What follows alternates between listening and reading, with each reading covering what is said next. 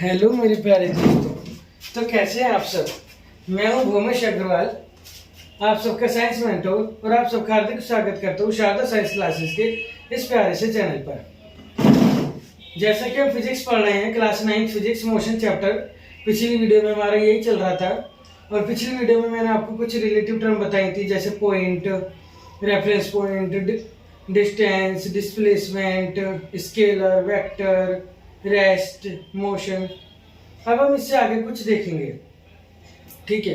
पहले चैप्टर का थोड़ा बेसिक से समझेंगे, जो थोड़ा बहुत थियोरेटिकल पार्ट है, और उसके बाद हम इसकी न्यूमेरिकल्स करेंगे।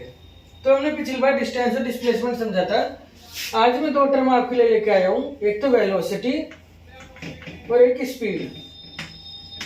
पहले हम इन दो टर्म्स पे बात करेंगे। किन दो टर्म्स पे?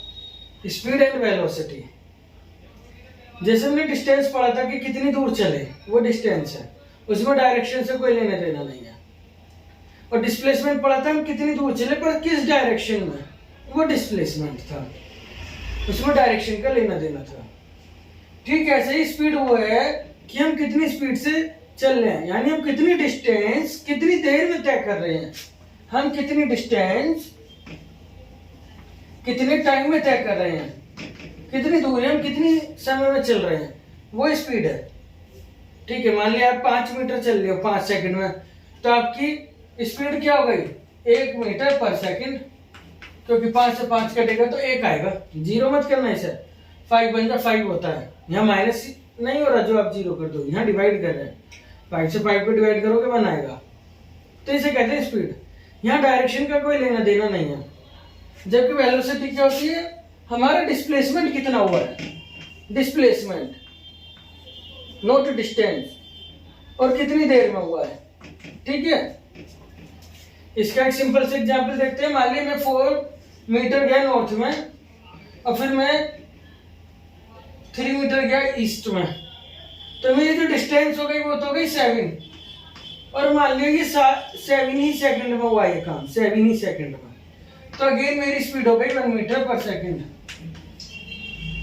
लेकिन जो मेरी डिस्प्लेसमेंट होगी वो 7 नहीं होगी, वो इनके बीच की शॉर्टेस्ट डिस्टेंस होगी, जो मैं डॉटेड लाइन से दिखा रहा हूँ। और इसे निकालना पड़ेगा आपको पाइथागोरस थ्योरम से। और जब पाइथागोरस थ्योरम लगाओगे तो ये निकलेगी 5। ये हम करना सीखेंगे न्यूमेरिकल में कि ये पाइथागोरस थ्योरम से 5 कैसे आई। तो यहाँ डिस्प्लेसमेंट रखेंगे 5, और टाइम हमारा वही रहेगा 7 सेकंड। तो इस तरह से हमारा आंसर हो जाएगा 0.77 मीटर पर सेकंड। ये 0.77 0.71 मीटर पर सेकंड या 0.71 मीटर पर सेकंड। तो ये हमारी वेलोसिटी कम हो गई। और इसकी डायरेक्शन भी बताना चाहो आप, तो जैसे नॉर्थ है, ये ईस्ट है, तो डायरेक्शन हो गई नॉर्थ ईस्ट। ठीक है, इस डायरेक्शन को हम कहेंगे नॉर्थ ईस्ट। तो इसमें हमें डायरेक्शन भी पता लग गई। बस जैसे डिस्टेंस और डिस्प्लेसमेंट में अंतर है, वैसे स्पीड और वेलोसिटी में अंतर है। यूनिट मीटर पर सेकंड है, ये स्केलर है स्पीड, और वेलोसिटी वेक्टर है। ठीक है, और अगेन वही कि स्पीड जो है हमेशा पॉजिटिव होगी, वेलोसिटी पॉजिटिव, नेगेटिव, जीरो कुछ भी हो सकती है, डिपेंड करती है डिस्प्लेसमेंट पर। और अगेन वही रेशियो कि स्पीड हमेशा वेलोसिटी के या तो बराबर होगी या उससे बड़ी होगी। आप यहाँ देखिए, यहाँ स्पीड 1 है दोनों की बात, लेकिन यहाँ वेलोसिटी से छोटी है 1 से। पॉइंट से शुरुआत हो रही है, और जब पॉइंट से शुरुआत होती है तो वेलोसिटी छोटी हो जाती है।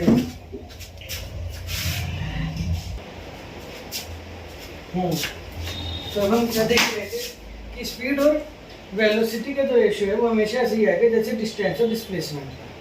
1 या 1 से बड़ा, जैसे स्पीड 1 है और डिस्प्लेसमेंट है 0.77, तो इसका रेशियो ऑब्वियसली सी बात है 1 से बड़ा आएगा, क्योंकि 1 ऊपर बड़ा है, नीचे छोटा नंबर है, तो रेशियो आएगा 1 से बड़ा। और ऊपर इसे रख देंगे डिस्प्ले उसको,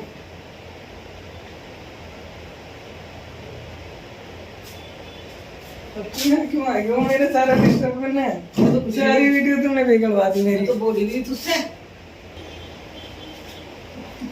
तो आपको ध्यान रखना होगा कि अगर हम स्पीड को ऊपर रखेंगे तो रेशियो 1 से बढ़ाएगा, और वेलोसिटी को ऊपर रखेंगे तो रेशियो 1 या 1 से छोटा आएगा। जैसे अब इसका रेशियो क्या आएगा 0.77, तो 1 से छोटा हो गया कि नहीं हो गया अब इसका रेशियो। ठीक है, तो ये चीज हमने डिस्टेंस और डिस्प्लेसमेंट में देखी थी। तो स्पीड और वेलोसिटी का कोई रेशियो पूछेगा तो या तो 1 होगा या 1 से बड़ा होगा। और से उल्टा कर तो वेलोसिटी और स्पीड, इसका कोई रेशियो पूछेगा तो या तो 1 होगा या 1 से छोटा होगा। ठीक है, तो ये सब कोई इनमें रिलेशन है।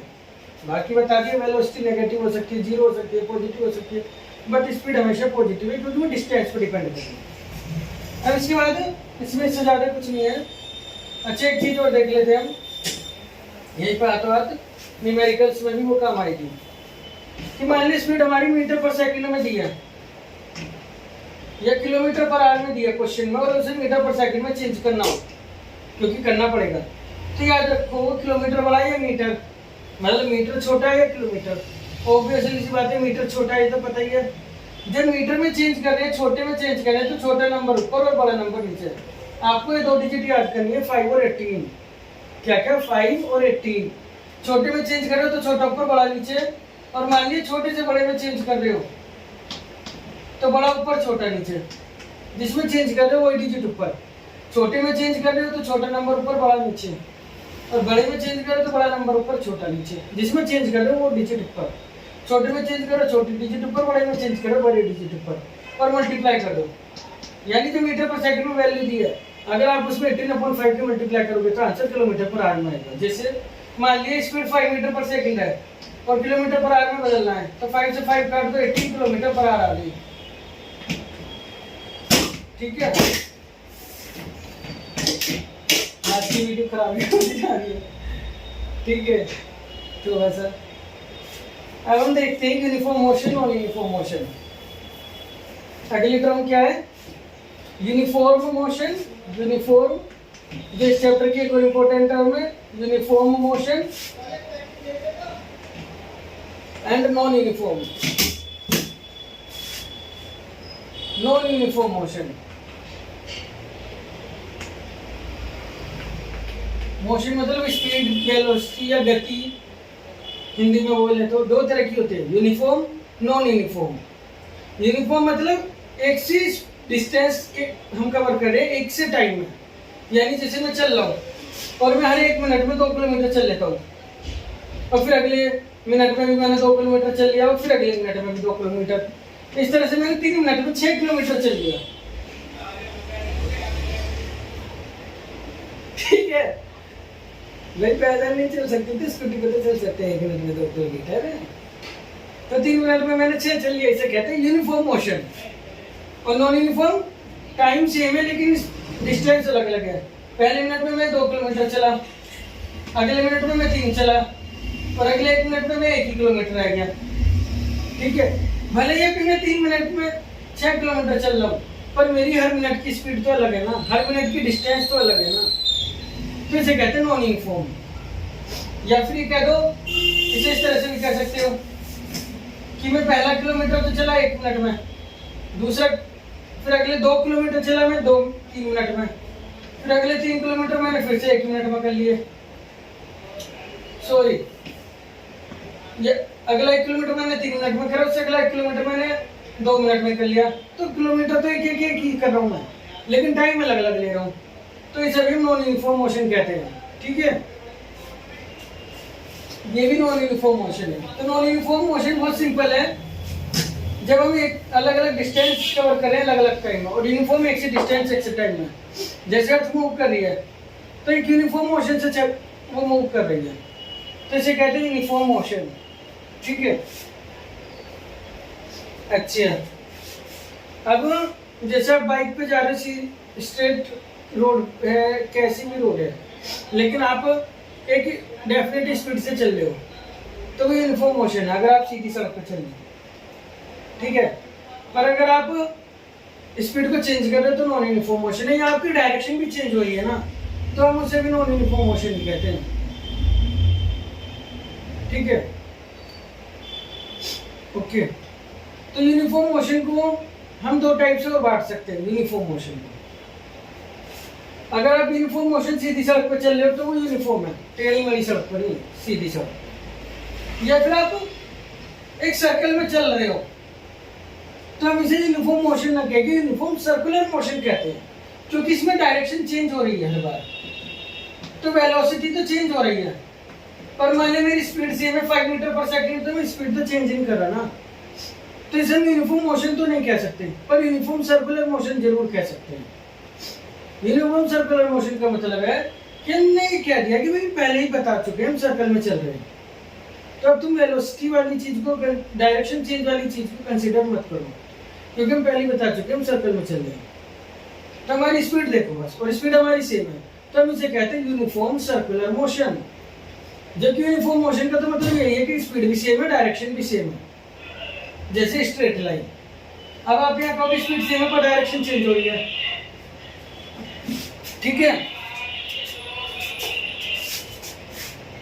आज की वीडियो में कुछ ज्यादा डिस्टर्बेंस हो रहा है, चलिए खैर। तो यहाँ पे हमारी स्पीड तो सेम है पर डायरेक्शन चेंज हो रही है, लेकिन हमने शुरू में कहते हैं सर्कुलर मोशन में, तो इसलिए हम इसे यूनिफॉर्म सर्कुलर मोशन कह रहे हैं।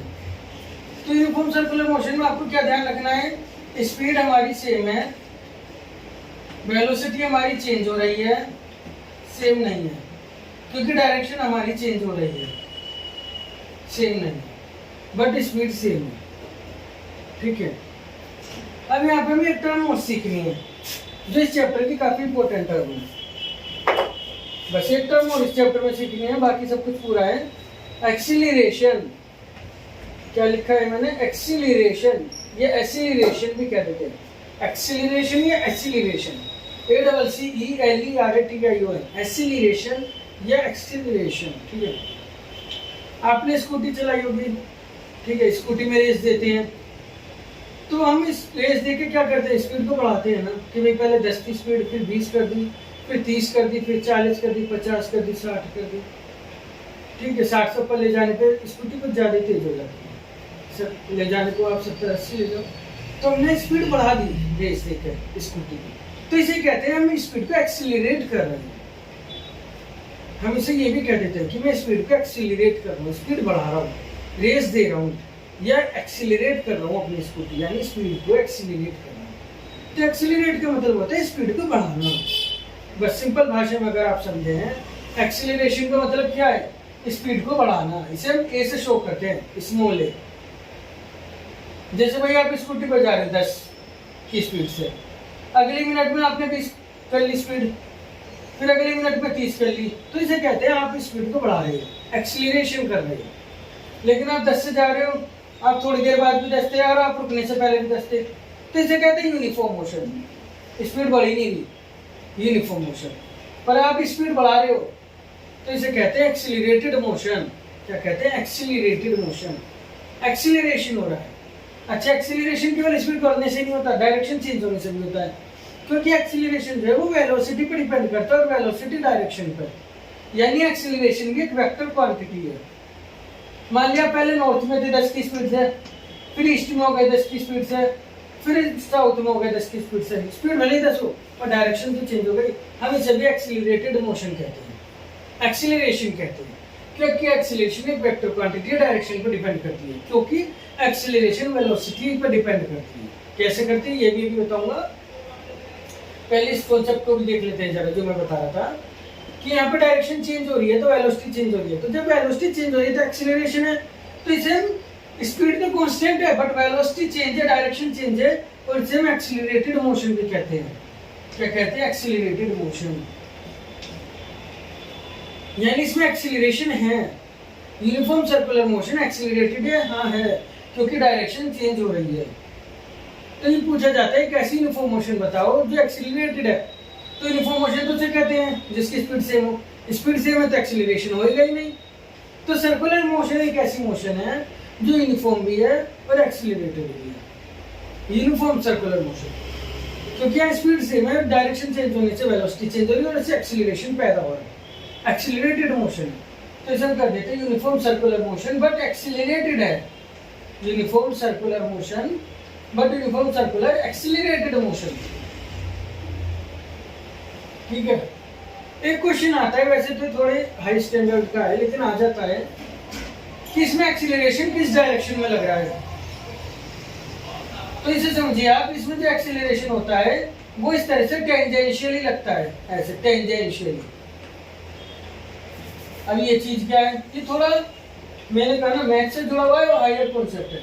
टेंजेंशियली कोई भी चीज क्या होती है मैथ में, जिस चीज का जब दो लाइनों के बीच में 90 डिग्री का एंगल बन रहा हो तो हम उसे परपेंडिकुलरली कहते हैं। लेकिन जब वो दो लाइनें में से एक लाइन सर्कल की रेडियस हो और दूसरी लाइन सर्कल के बाहर उससे टच होती हुई जा रही हो तो इसे हम टेंजेंशियल कहते हैं। क्या समझे, मैथ में जब दो लाइनों के बीच 90 डिग्री का एंगल होता है तो इसे हम परपेंडिकुलर कहते हैं। लेकिन जब ये परपेंडिकुलर सर्कल के अंदर बनता है रेडियस से और ये जिस लाइन से बनता है वो बाहर हो सर्कल के, इस तरह से टच होती हुई जा रही हो तो इसे हम टेंजेंशियल कहते हैं। तो जो एक्सीलरेशन लग रहा है उसकी डायरेक्शन कोई पूछेगा तो टेंजेंशियली या परपेंडिकुलरली है। क्या है, टेंजेंशियल परपेंडिकुलर टुवर्ड्स सेंटर है, सेंटर की तरफ लग रहा है, सेंटर की तरफ। ऐसा क्वेश्चन आएगा भी 4th चैप्टर में कि मून अर्थ के चारों तरफ घूम रहा है, वो वहां से निकल क्यों नहीं जा रहा, तो उसका रीजन है ग्रेविटेशनल फोर्स। और इस ग्रेविटेशनल फोर्स के रीजन को ना यही एक्सीलरेशन है। और इस एक्सीलरेशन को वहां पे हम नाम देंगे सेंट्रीपिटल एक्सीलरेशन, और यहाँ पे भी हम इसे कहेंगे सेंट्रीपिटल एक्सीलरेशन। सेंट्री मतलब सेंटर से, पीटल मतलब अंदर की ओर, सेंट्रीपिटल एक्सीलरेशन देख लो, इसे हम कहेंगे सेंट्रीपिटल एक्सीलरेशन। सर्कुलर मोशन में कौन सा एक्सीलरेशन लग रहा है, सेंट्रीपिटल एक्सीलरेशन, सेंटर से अंदर की तरफ। कभी आपने सोचा है ऐसा आपने एक पत्थर रस्सी में बांध के घुमाया हो तो घूमे ही जा रहा है, घूमे ही जा रहा है, घूमे ही जा रहा है, तो वहां पे एक मोशन, वहां पे एक फोर्स लग रहा है, वो सेंट्रीपिटल फोर्स है।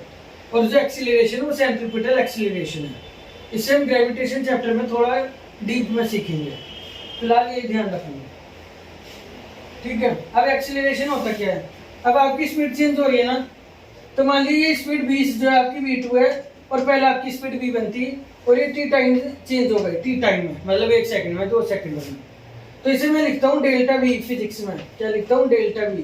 ये ट्राइंगल का निशान बनाता हूँ और इसे हम डेल्टा कहते हैं। क्या कहते हैं, डेल्टा। तो इसका जो फॉर्मूला होता है डेल्टा v अपॉन t होता है, या v2 माइनस v1 होता है अपॉन t, या फिर हम फाइनल वेलोसिटी को v भी कह देते हैं फिजिक्स में इस चैप्टर में, और इनिशियल को u भी कह देते हैं, तो v minus u upon t होता है।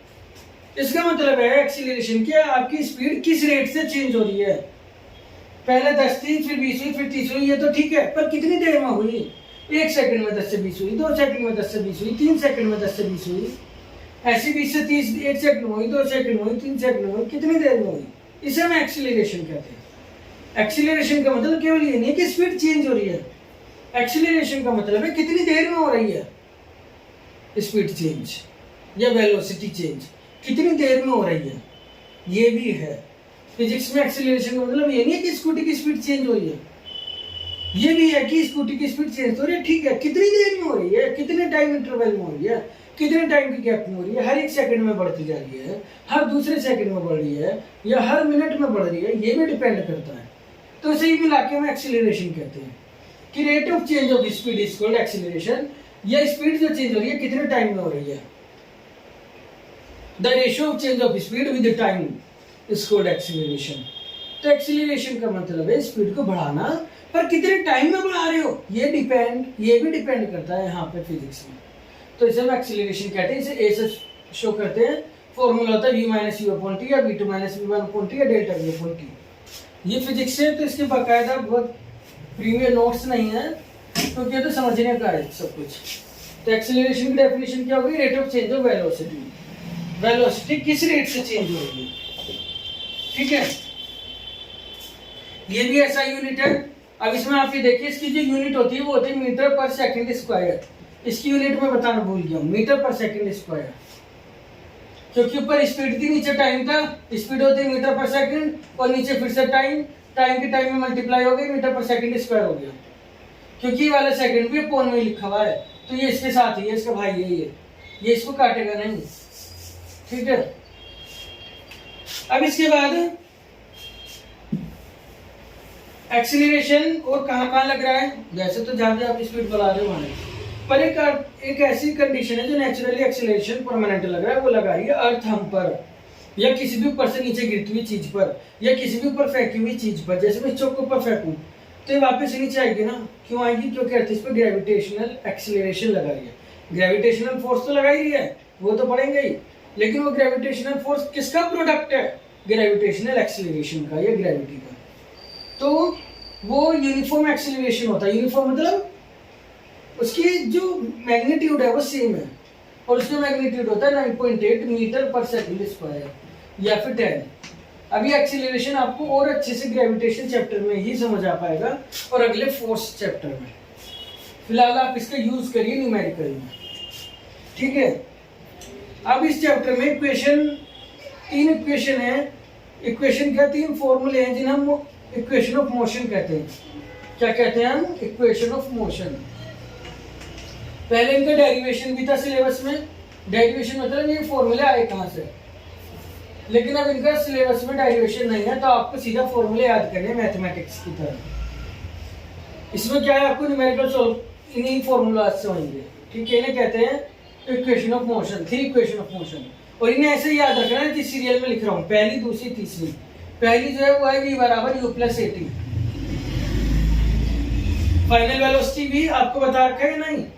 अगर नहीं तो दोबारा बता देता हूँ, भूल गया अगर, कि जो v होती है वो फाइनल वेलोसिटी होती है। फाइनल मतलब जब गाड़ी, कोई भी ऑब्जेक्ट है वो रुकने वाला है तो उससे ठीक पहले उसकी वेलोसिटी क्या थी, और u होती है इनिशियल वेलोसिटी।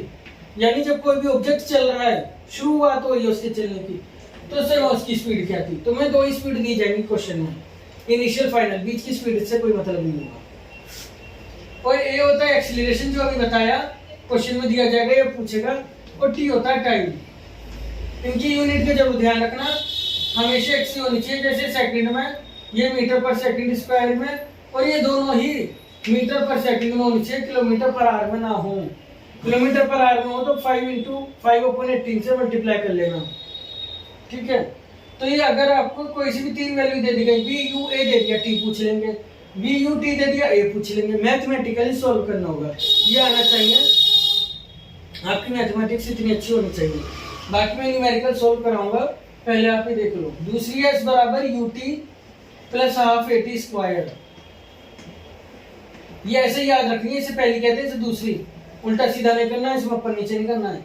और तीसरी है बी स्क्वायर बराबर यू स्क्वायर प्लस 2as। कभी कभी क्या करते हैं बुक्स में, यू स्क्वायर पे धर ले आते हैं माइनस में, और फॉर्मूला बना देते हैं B square minus U square बराबर 2as। वो भी एक ही बात है, कोई अंतर नहीं है, ठीक है। तो ये मोशन की 3 इक्वेशन आपको जरूर याद होनी चाहिए, ये न्यूमेरिकल सॉल्व करने में बहुत काम आएगी, ठीक है। जब मैं न्यूमेरिकल सॉल्व कराऊंगा कुछ कंडीशन बताऊंगा वैसे तो, लेकिन फिर भी आपको एक बार बता देता हूँ। अब भी अगर कोई चीज रेस्ट से शुरू हो रही है, रेस्ट से मतलब रुकी हुई है, जैसे मैं रुका हूँ और फिर चल रही है, क्वेश्चन में यही लिखा हुआ है, तो आपको u यानी इनिशियल वेलोसिटी 0 रखनी है। और कोई चीज पहले से चलती हुई है और वो एकदम रुक गई, तो आपको v 0 रखना है, यानी फाइनल वेलोसिटी 0 रखनी है, ठीक है। अगर आप कोई चीज ऊपर उछाली है आपने, तो आपको एक्सीलरेशन को माइनस में रखना है और 9.8 ही रखना है अगर आपने कोई चीज ऊपर उछाली है। जब कोई चीज ऊपर उछाली है और वो बिल्कुल ऊंचाई पे पहुंच के यहाँ रुक गई है, तो एक पल के लिए रुकेगी ना, तभी तो नीचे आएगी। एक पल के लिए रुकेगी तभी तो नीचे आएगी। तो जब वो रुकेगी ऊपर, तो उस समय आपको v0 रखना है, और जो ऊंचाई ले हुए उसे h डिस्प्लेसमेंट के बराबर ही लेना है, s के बराबर ही लेना है। मैं यहाँ बताना भूल गया हूँ, s जो है डिस्प्लेसमेंट है। डिस्प्लेसमेंट मतलब दूरी। अगर आप ऊपर उछालोगे तो यही h है, यही हाइट है, ठीक है। जब ऑब्जेक्ट की स्पीड बढ़ रही है तो एक्सीलरेशन प्लस में रखना है, घट रही है तो एक्सीलरेशन माइनस में रखना है, अगर पहले से ही दिया गया है, ठीक है। अगर ऑब्जेक्ट ऊपर उछाला और वापस नीचे आ गया तो आपकी डिस्प्लेसमेंट 0 हो गई। जहां से चले वहीं पे लौटाए तो भी डिस्प्लेसमेंट 0 हो गई, ठीक है। तो ये कुछ जरूरी बातें हैं जो मैं न्यूमेरिकल में भी कराऊंगा, आपको ये फिलहाल ध्यान रखनी है, ठीक है। अभी चैप्टर का एक छोटा सा पार्ट हो रहा है, वो है ग्राफ। बाकी चैप्टर में और कुछ भी नहीं बचा है। थोड़ा सा आपको ग्राफ भी सीखना होगा, ग्राफ भी मैथमेटिक्स में आता है, ये याद रखना। अगर आपको अपनी फिजिक्स अच्छी करनी है तो मैथमेटिक्स तो अच्छी करनी पड़ेगी, मैथमेटिक्स के बिना फिजिक्स नहीं हो पाएगी, ठीक है। ग्राफ देखते हैं हम। ग्राफ क्या है, हम 2-3 क्वांटिटी यूज कर रहे हैं लगातार। क्वांटिटी मतलब फिजिकल क्वांटिटी, इन्हें फिजिकल क्वांटिटी कहते हैं, जैसे डिस्टेंस या फिर कह दो डिस्प्लेसमेंट, क्योंकि दोनों की यूनिट एक ही है तो मैं या फिर लगा के लिख रहा हूँ, क्योंकि ग्राफ के मामले में या फिर चल जाएगा। न्यूमेरिकल के मामले में ये की डायरेक्शन डिपेंड करेगी। दूसरी हम यूज कर रहे हैं टाइम, तीसरी हम यूज कर रहे हैं स्पीड या वेलोसिटी, क्योंकि इनकी यूनिट भी सेम है तो मैंने एक साथ ही लिख रहा हूँ। ये फिजिकल क्वांटिटी हम यूज कर रहे हैं। और चौथी फिजिकल क्वांटिटी हम यूज कर रहे हैं एक्सीलरेशन, जिसे मैं शॉर्ट में ऐसे लिखता हूँ क्योंकि बार बार बहुत बड़ी स्पेलिंग है ना। तो इनमें ग्राफ बनाया जाता है और हर बार इनका ग्राफ टाइम के रिस्पेक्ट में ही बनाया जाता है। हम टाइम को हमेशा एक्स एक्सिस पे ही लेंगे, ठीक है। तो इस ग्राफ में क्या होता है, मैंने ग्राफ बनाया इस तरह से, मैथ में बनाया होगा आपने। ये हमारा एक्स एक्सिस होता है, ये हमारा वाई एक्सिस होता है, ग्राफ की कॉपी में भी बनाया होगा। मैं यहाँ पे एक्स एक्सिस पे हमेशा टाइम लूंगा जो कि सेकंड में होगा जनरली, और मैं यहाँ पे या तो डिस्टेंस लूंगा या डिस्प्लेसमेंट या स्पीड या वेलोसिटी। यहाँ पे मैं इस समय डिस्टेंस ले रहा हूँ या एक्सीलरेशन भी ले सकता हूँ, ठीक है। अब मान लिया यहाँ पे टाइम बीतता जा रहा है, 2 सेकंड, फिर 4 सेकंड, फिर 6 सेकंड, फिर 8 सेकंड, टाइम तो बढ़ता जा रहा है। और यहाँ पे ऊंचाई जो है वो मैंने मीटर में लिया, 2 मीटर, 4 मीटर, 5 मीटर, 6 मीटर। मान ले कोई ऑब्जेक्ट 6 मीटर की ऊंचाई पर रखा है, 6 मीटर ऊंचे स्लैब पे, या फिर मैं 6 मीटर चलकर रुक गया हूँ और टाइम बीतता जा रहा है और मैं नहीं हिल रहा अपनी जगह से, जैसे इससे खड़ा हूँ। तो यहाँ पे आप भी देखिए टाइम बढ़ता जा रहा है, बढ़ रहा है, लाइन बढ़ रही है, टाइम बढ़ रहा है, लेकिन क्या लाइन की हाइट बढ़ रही है? नहीं बढ़ रही। तो क्या डिस्टेंस बढ़ रही है? नहीं। 6 मीटर पे थी, 6 पे रुकी हुई है। तो इस कंडीशन को कहते हैं हम रेस्ट। क्या कहते हैं इस कंडीशन को? रेस्ट। और इसमें आप ग्राफ देख लो, एक्स एक्सिस के पैरेलल है। कहां पर है? Parallel to X axis. X axis के पैरेलल में ग्राफ दिया गया है, ठीक है।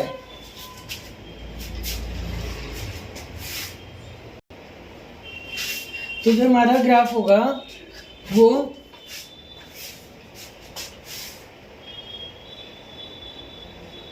पैरेलल टू एक्स एक्सिस होगा, और रेस्ट वाला ग्राफ किसका? डिस्टेंस और टाइम का, या डिस्प्लेसमेंट टू टाइम का। रेस्ट वाला graph parallel to X axis होगा।